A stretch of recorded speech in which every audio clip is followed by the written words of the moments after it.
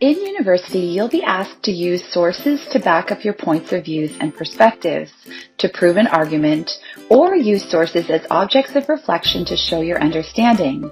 There are different types of sources available and different ways to interpret and use them in your work. This video will show you how. Primary sources are immediate, first-hand accounts on a particular topic.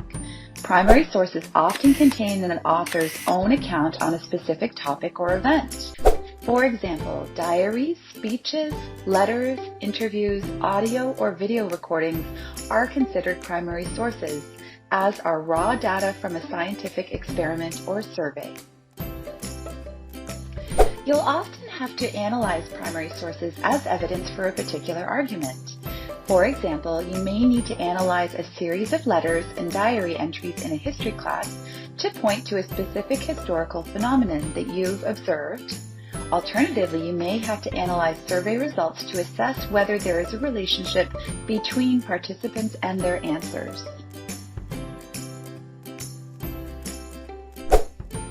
You'll need to support your primary sources with secondary sources. Secondary sources describe, summarize, or discuss information derived from primary sources.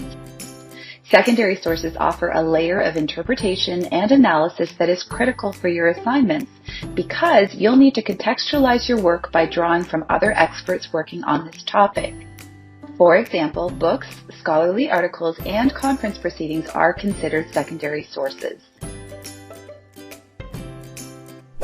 While you'll analyze primary sources, you'll have to rely on secondary sources to contextualize your efforts. For example, you'll want to use secondary sources such as a chapter in a textbook on research methods to describe the technique that you applied in analyzing your survey results. Alternatively, you may want to explain how other scholars have analyzed a particular film by including their scholarly articles and books in your literature review. Here's a final example to illustrate this point. For your essay on Plato's Republic, you're asked to include one primary source and two secondary sources. Your copy of Plato's Republic is your primary source because it is the main account that you'll be analyzing. Using the library, you find a peer-reviewed journal article and a book chapter that also interpret Plato's Republic. These are your secondary sources. You'll cite them in your essay, using them to support or contextualize your analysis.